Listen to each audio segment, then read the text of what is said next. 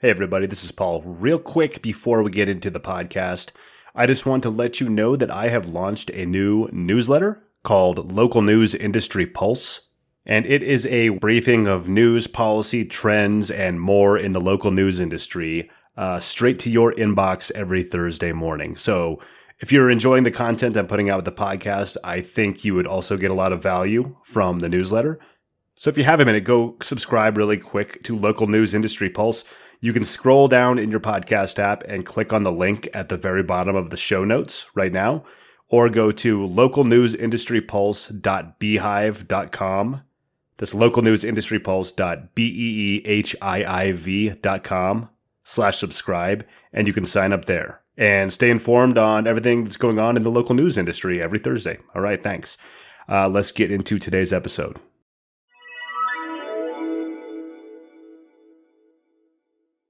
I was speaking with some print publishers who said, hey, look, we love what you're doing. We love your technology. We'd love to be on your platform. But one, we want to 100% keep our own branding.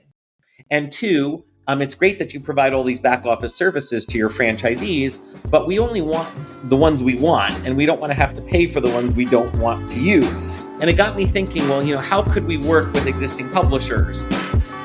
This is Small Press Big Ideas, a podcast about the business of local news in the United States. I'm your host, Paul Gewertz. Small Press Big Ideas is about the opportunities and challenges that local news publishers are facing for their businesses. I'll sit down and talk with journalists, entrepreneurs, nonprofit leaders, and more in the local news industry to find out what's working, what isn't, and how the local news ecosystem can innovate and flourish in the 21st century. Okay, today on the podcast, I am joined for my first ever second-time guest by Mike Shapiro, who is the CEO of TAPinto.net and now the Hyperlocal News Network, which is what we're going to talk about a little bit today. Thank you for joining me, Michael. I appreciate it. Thanks, Paul. Great to be here. Yeah.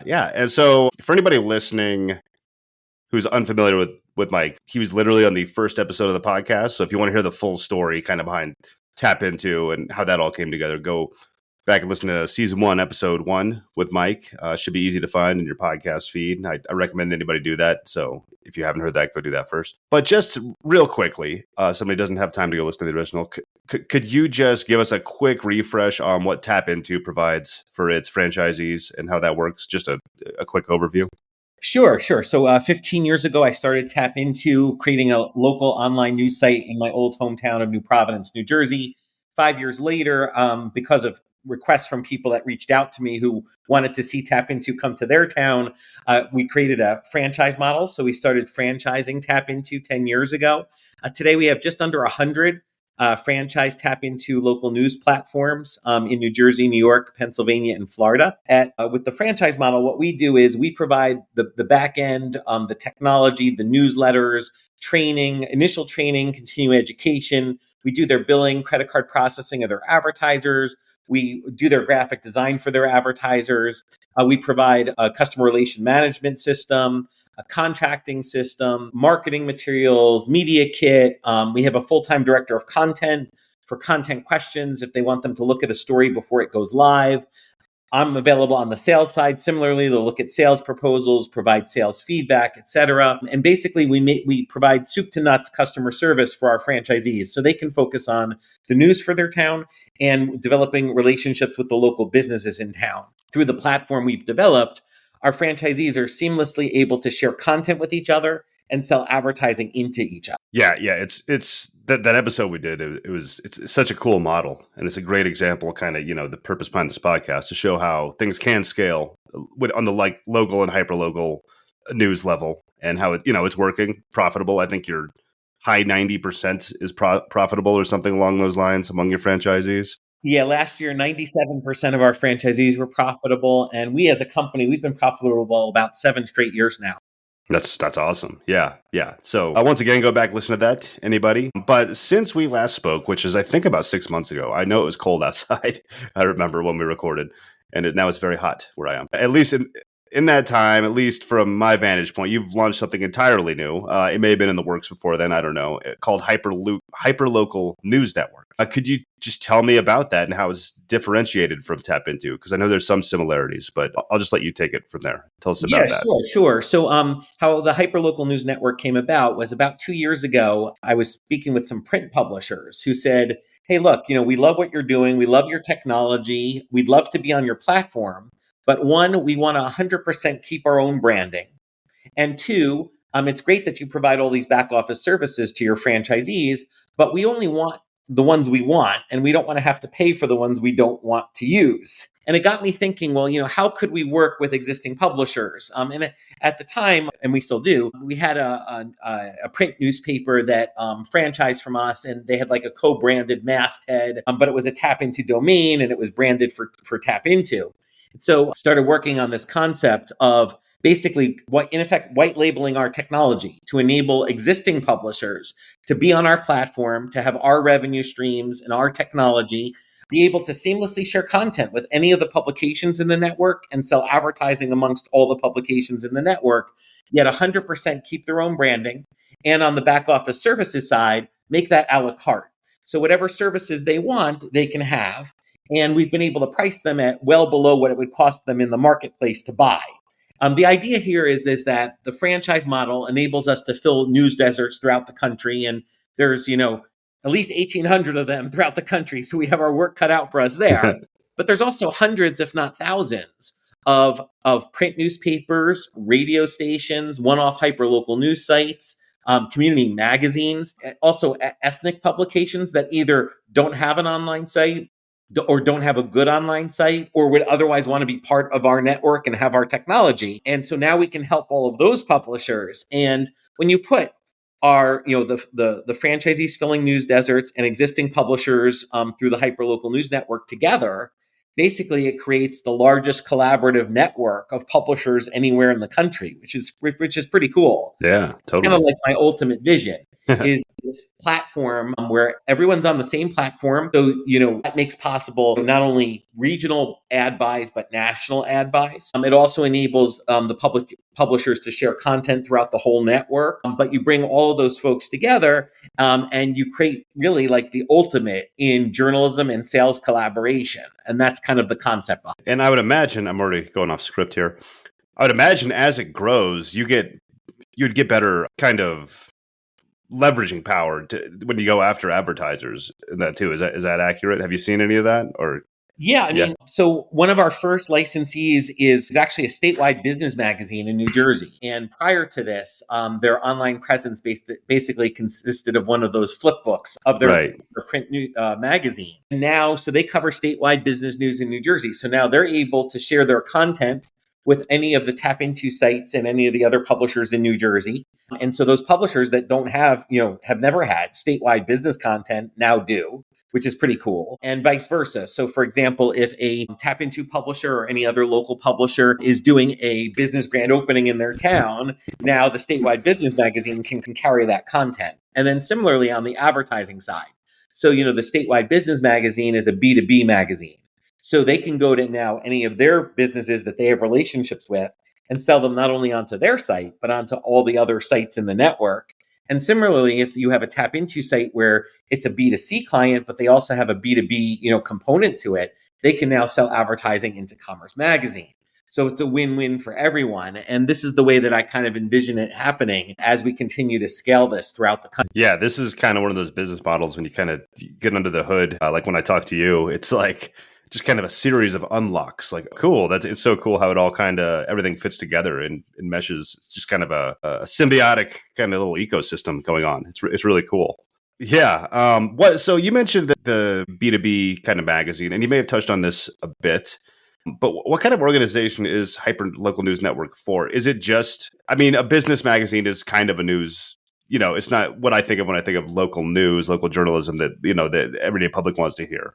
But is it mostly like news publishers, even if it's a little more niche? Could it be any kind of content, media company? Or could you speak on that a little bit? Yeah, it's interesting because remember, each of these publishers are on their own domain, and it's totally branded for them. So we can really bring on any kind of publisher that would want to be on the platform, obviously, as long as they're following like journalistic ethics and so kind of stuff. But we can really bring on any kind of publisher, even like a television station could do something like this with us, or a radio station. And then it's more of a matter of, okay, if they're sharing their content, how does that make the most sense, right? Because it would make sense, for example, for a radio station, say they were to come on board in Oklahoma, for them to share their content with publications in New Jersey, right? That's one of the things that we're currently working on, is how best to navigate that and to figure that part of the model out. The system allows all the publishers to seamlessly share content with each other. But one of the things we're working on right now is kind of an administrative function that we would serve to be kind of like an airport air traffic controller, so to speak, right? Because if a publisher, say in Oklahoma, were to suggest their story to 1,000 publishers throughout the country, they could get kind of pissed off because they're like, well, this is taking up space in my dashboard. Why am I wasting my time looking at this, et cetera?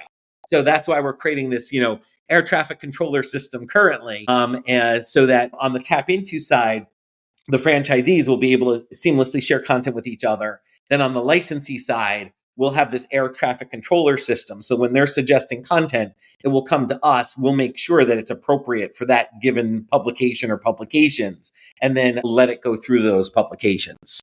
I see.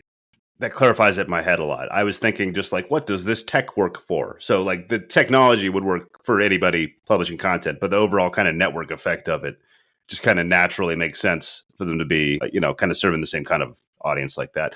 Yeah, depends, like we just talked about. Like, for example, say we license to a state house news bureau in a state, right? Well, they're doing statewide news coverage. Well, it would make sense for them to share their content with any of the local sites that are on our platform in their state, Yeah, it's almost like your own internal kind of news wire that you can tap into. Yeah, exactly. That's so cool. And I think we talked about in the first episode, I kind of asked why most of the TAPinto franchisees were kind of up and down the East Coast, because I'm in Western Colorado, and I was like, oh well, it's not really out here, but that makes sense. You have to literally, it's kind of almost a geographic network. Also, are you looking into? You kind of spoke on it. Are you looking into kind of growing that more across the country? What's your biggest hurdles there? Yeah, well, on the franchise model, it's really getting the word out that we exist. Like an education, because one of the reasons we have like 93 TAPinto sites in New Jersey, because that's where we started. That's where we're really well known. And I mean, just this last week, I got like about a half a dozen people from New Jersey reaching out about the franchising their own community, which is great. But outside of New Jersey, we're not as well known. So that's making it more challenging. And then, with the Hyperlocal News Network, obviously we have just started that, but we were selected for ONA's Startup Alley at their conference in September. Hyperlocal News Network was. So that'll be cool. And that'll be kind of our, kind of debut, so to speak, publicly at our first conference, which we're excited about. And that's how kind of things grow. But for like the Hyperlocal News Network, we can license to basically any publisher in the country that would want to do something like this with us. And I've probably spoken now, just in the last like 2-3 months, I've probably spoken with like 2 to 3 dozen publishers interested in getting involved with the network and being a part of it, which is pretty cool. Yeah, that is really cool. How many, if you don't mind telling me, how many you've been onboarded into Hyperlocal News Network? I know it's new, or you don't have to give me numbers or anything like that. Could you give me an overall kind of vision of what the scale's like, or how it's coming together? So far, I mean, obviously we just started, but we have the Commerce Magazine in New Jersey, and then we have 6 family-owned group of 6 print newspapers that are now on the Hyperlocal News Network on their own domain as their own platform. And so so I think we've made some good progress just in the last kind of 2 months since we announced it. Yeah, definitely. We're really working now on the next phase, which is because to me, it makes sense to kind of have everything in place before we kind of, blow it up expansion wise, right? So one of the things we're working on right now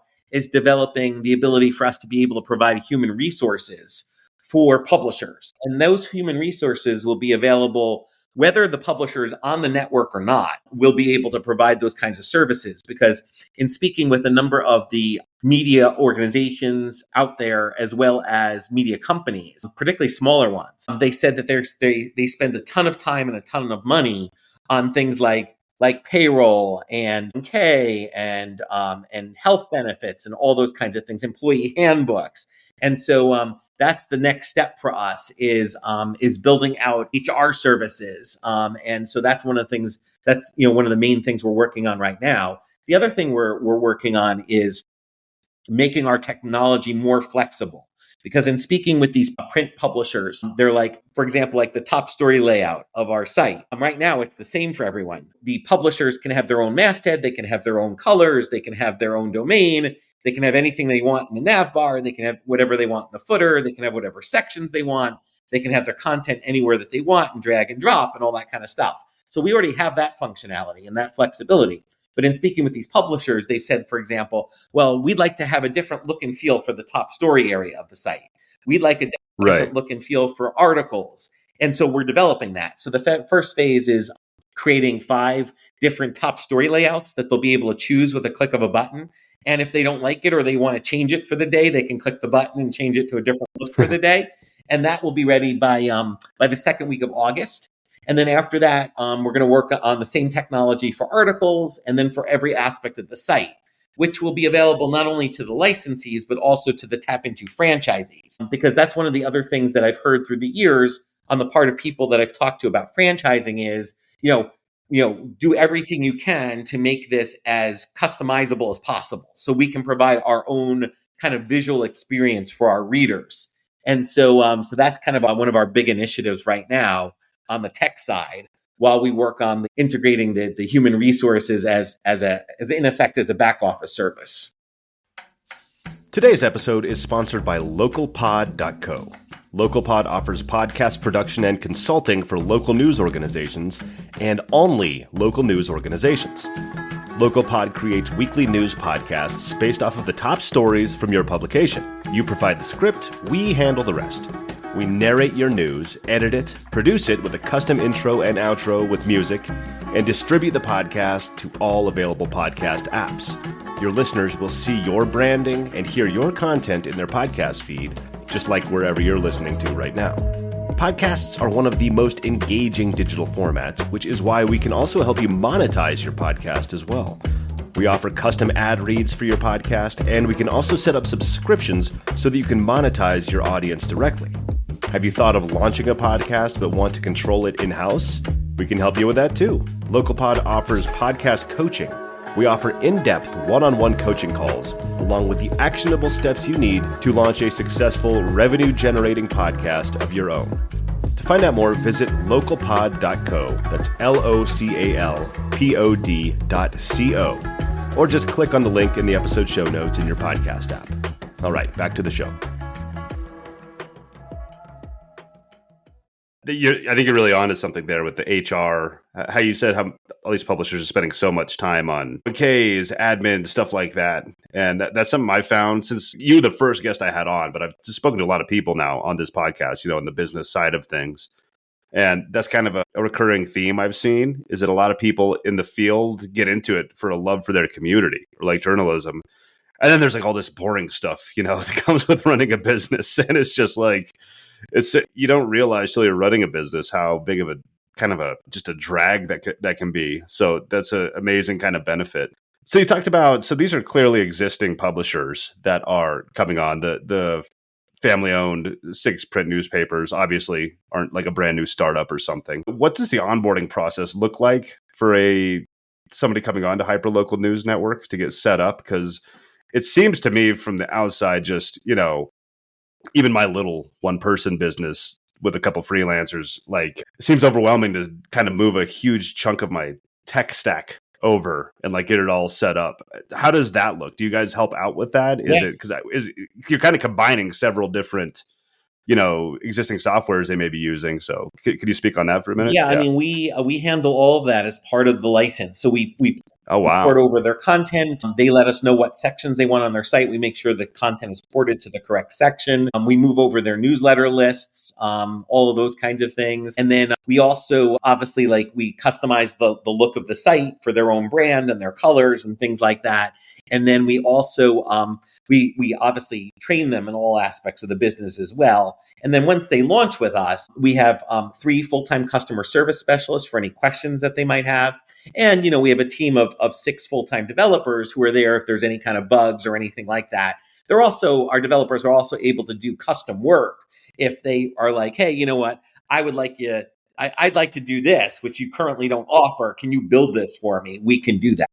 Very, very cool. So another question I had, and you don't have to give me numbers here, but from like a cost standpoint, would somebody be saving if you added up all the services like that they've kind of got stacked on top of each other versus like coming over to just the one kind of overall platform the Hyper Local News Network offers? What's the economics look like there? Yeah, I mean, I remember, we're handling obviously the serving, newsletters, sending out the newsletters, obviously the site itself, site maintenance, all of those things. And so it would save them a lot of money if they use part of our platform. So it would, there's a number of benefits to doing it. One, it would save them money. 2, it creates a lot more efficiency. 3, they don't have to deal with any of the stuff that they have to deal with. 4, they get, our revenue streams, including our award-winning DIY marketing platform, which very few, if any, publishers in the country have. Obviously, nobody has our platform, but in terms of it, and then the benefits of sharing content and selling advertising into each other. Basically, we help provide scale to any publisher that they currently can't achieve scale on their own, but they can achieve scale as part of our network of publishers, both on the content side and on the advertising side. Very cool. So this is kind of a strange, but it's just a thought I had. Like if you were looking to expand, say that like you were able to get a big chunk of investment or something, some imaginary money that doesn't really exist. How would you go about, say, like you want to start a second kind of epicenter for Hyperlocal News Network or tap into the whole kind of ecosystem, like in California or something like that? This is a hypothetical situation. But if you were to start it over and kind of grow from there, how would you start that? Yeah. So, I mean, there's a number of ways potentially to do it, whether it's bringing on somebody. Right now, we don't have someone who handles business development here. But if we did, then, they could reach out to, for example, existing publishers in a given area and talk to them about the Hyperlocal News Network. They could also, visit communities where there is no site at all about franchising. That's one way to go. Second way to go is where we at corporate, we could start a swath of TAPinto sites in a given area where we're running them. We could build them, we could create them, we can get them to profitability and then franchise them off to local ownership. That's another way to do it, which I think would be a really interesting way to help fill like large news deserts in the country. Would be take our model and say, all right, let's have, let's work on whether it's us or somebody else. Let's work on, starting, 20 to 30 of these covering 50 towns in a particular area. And that way you achieve scale, right from day one in terms of sharing content and selling advertising. And then, once it gets to profitability, then franchise them off to local ownership so that, they're locally owned and operated, which, we have found to be one of the most important parts of our model is that, our sites are not owned by some, multinational conglomerate. Right. Owned locally. Yeah, that's cool. And that's kind of the beauty of it is the incentives are aligned on multiple fronts. It's a business and it's, your community. And it's just that builds up that trust too. So yeah, absolutely. Anyway, I was just curious trying to brainstorm how to, spread it around. I'm sure you've thought through all this running the business plenty of times. Yeah. on how would you go about it? Holes in that wall with my head too. You just have to do that like 800 times before you get to the right one or whatever. So I had one of my questions was an idea you had internally, but you kind of answered that people were asking for it. So clients that have switched over, and this goes with TAPinto also, what kind of language do you hear from them when they see the benefits from Hyperlocal and TAPinto? Like, what do they say? Like, is it kind of like a revelation? Like, just to save me so much time. Or what are they saying when they? Yeah, from their they say kind of similar to what I hear when I'm like meeting with, for example, like different press associations and different, media associations and things like that, they're kind of blown away because, there's no one out there currently who does, kind of all the things that we're doing. And second, that is profitable. There's not a lot out there. And third, Yeah. that have the price points that we have. That's also an important factor in everything too, because we want to make this affordable and attainable for people to do in their communities or on the licensing side for existing publishers. But yeah, I mean, that's the feedback I get is that it's really groundbreaking what we're doing, and it's opening a lot of eyes to the possibilities when you kind of harness the power of collaboration and the power of publishers working together. Yeah. And you said you just kind of launched it a couple months ago. The Hyperlocal News Network, yeah. The Hyperlocal News Network. Sorry. Yes. And are you guys getting inbound like inquiries into it? Are you marketing it? You kind of talked about that. So I mean, right now, all we're kind of doing is putting it out on like LinkedIn, that right, informational webinar or whatever. But we are getting inbound inquiries. Like I've mentioned, I think about almost 3 dozen publishers have reached out since we launched in May to find out more about it, to see whether it could work with their systems. And it's interesting because a number of them said, like, where were you like 3 years ago when we changed the platform? And right, like, we've spent like $100,000 building out our platform. Jeez, yeah. And that's kind of I think that's kind of the issue for a lot of these publishers, which is if they've invested all this time and all this money in their platform, then, they have to kind of, be willing to kind of make that jump to say, all right, I kind of, this technology I'm currently using isn't doing what we need it to do. But even though I've spent all this money in it, like, I need to make that jump to something that's going to be better for me. Even though in the short term, there's the pain of, like justifying to our owners or our investors or whatever that we just, spent $100,000 2 years ago to build this platform, right, And so right. that's the difficulty. A number of the publishers I've talked with have, and that's understandable, And I think though that there's a lot of publishers out there that if they knew about our existence, they would be really interested in making that change now. I can think of, when you think of like all these weekly print newspapers in the country, many of whom do not even have an online site. And if they do have an online site, it looks like it was built in 1990. Like, that's a really good group of folks. And then also, one-off hyperlocal news sites that are really struggling. There's, I think out of the hyperlocal news sites in the country, only 30% or so are in the black, 70% are in the black. Mm-hmm. That 70% would really benefit from being on our licensed platform, because they're dealing with, spending so much of their time on all the issues that we take care of for them. And they're spending all of this money that they wouldn't need to spend. I mean, just by one example, media liability insurance, a good media liability insurance policy will cost anywhere from about, $2,000 to upwards of, $10,000 or more for a publisher. If they're part of either our franchise model or the Hyperlocal News Network, and they agree to obviously follow like our terms of service and our privacy policy, they can be a named insured on our policy, which is, a multi-million-dollar policy with really good protection for only $350 a year. So just that savings alone, like, pays their cost of the franchise or of the license. Right, right. Yeah, wow, that's crazy. And yeah, it's, I'm trying to, like, with this podcast, kind of dig in and find all these. You're a shining example of like these profitable ways to make local and hyperlocal work. And I've interviewed a number of, hyperlocal news sites and stuff. And there's some amazing stories and they're doing great work, but a lot of them, especially in the early phases, are propped up by philanthropy, some kind of grant like that. So the whole purpose is to get the news out. It's working for you guys. You're a standalone business. The incentives are aligned on all sides and everything. Yeah, and we have, and it's just we've not, we haven't received grant money. This has all been done on revenue, and yeah, and you're bootstrapped, right? Yeah, completely. Outside investors or anything. Yeah, which we're really proud about.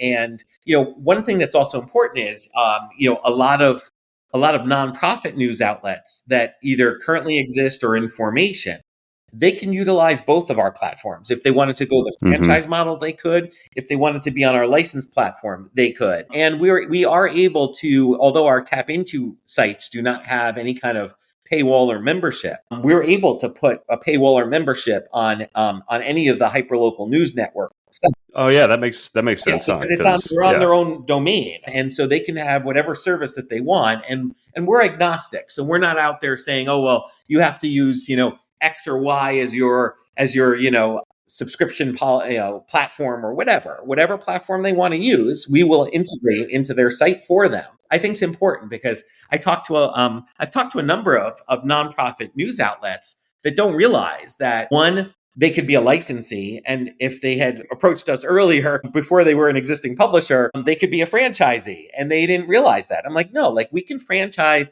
And when someone franchises with us, they typically form an LLC and they do it that way. But there's nothing stopping someone from doing it as a C3 or S Corp or any other kind of corporate and being a franchisee. You can be a nonprofit franchisee. And you can also obviously be a nonprofit licensee. But it's important to know because a lot of nonprofits think that they can't do either of these things with us. And it's like, no, it's just your nonprofit status is it's a tax status. That's all it is. Mm-hmm. It doesn't Mm-hmm. matter. You can use whatever platform you want for your news site. Yeah, and I think that's smart. I think just being inclusive to all business models. The goal is to support everybody and fight these news deserts and just help with the local journalism across the board everywhere. So Exactly. I think that totally makes sense. You're not a referee or something saying no, you can't do that, you can't do this. So once again, along with the journalistic integrity and all that stuff and the privacy policy and everything. I was going to go back to what you were saying before when you said how you've talked to these publishers. And they'd be like, where were you a few years ago before we spent six figures building out this thing? The other thing I just want to touch on there that I would imagine is also the case is even if it makes sense financially and from all aspects to switch over to Hyperlocal News Network, there's still that psychological like sunk cost fallacy. It's like, well, I already spent all this. We're just going to dig in here. That's a really hard thing to fight. Human psychology can be a very hard thing to overcome as well. I would Yeah. imagine. I Also just want to. pain, like the emotional pain of Yes, they know what yes. it took to get on their current platform, and they're like, "Oh man, I got to go through that again." And it's like, look, like we're going to make it as seamless as possible and as easy as possible in terms of porting over the content and your newsletter list and all those kinds of things. And so we make it as painless as possible for folks. But they've had a lot of these publishers have had bad experiences in the past, at least from what they tell me, Right. migrating to new systems and things like that. And so there's that also psychological barrier of trying that you need to try to break through as well. Yeah. Yeah. And that's kind of back to that, what you already answered. Like just switching like an email list over can be such, like from MailChimp to whatever, just that can be so daunting. So that's amazing that you guys help out with all that. You probably get better at it the more you do it also and move people over, who your team working on it. Yeah, and also like just like on the franchise side, I mean, our best ideas come from our publishers. And so this Mm-hmm. idea of creating the 5 different looks and feels for the top stories came from publishers who spoke with me. And it's a great idea. And so we're implementing it, and now we're going to take it, steps beyond what was originally suggested in terms of, creating that same flexibility for articles and all the other aspects of the site. But, those are the kinds of things where, to me, if you have so many talented people in your kind of publisher pool, it helps the entire company, take it to another level and to continue to improve and grow. And that's, I think, why we've been so successful. It's not like I'm sitting here and I have like a million great ideas. Our publishers have been like, "Hey, Mike, what do you think of this? And what do you think about that?" And rather than being like, "No, like this is what we're doing," like I'm somebody who's very open to exploring new ideas and trying things and experimenting with things. And one of the things that we just implemented about a week and a half ago was we now have games on all of the sites in the network, which are I wanted to bring that up. Sorry, so I'm glad you did. yeah. Keep going, So we sorry. have games, and so they're optional, meaning if a publisher doesn't want them, they don't need to have them. But we pay all the costs of implementing them and for the games themselves. And then the publisher can go out and sell a sponsorship for the game section and get that revenue. And it creates a new reader experience, which is great. And like those are the kinds of things that like I love to do. We're working on a number of other things similar to that'll be coming out over the next 6 to 9 months that people will see on the site.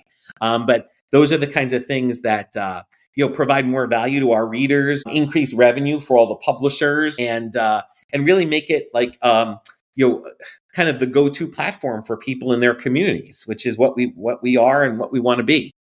That's awesome. Yeah.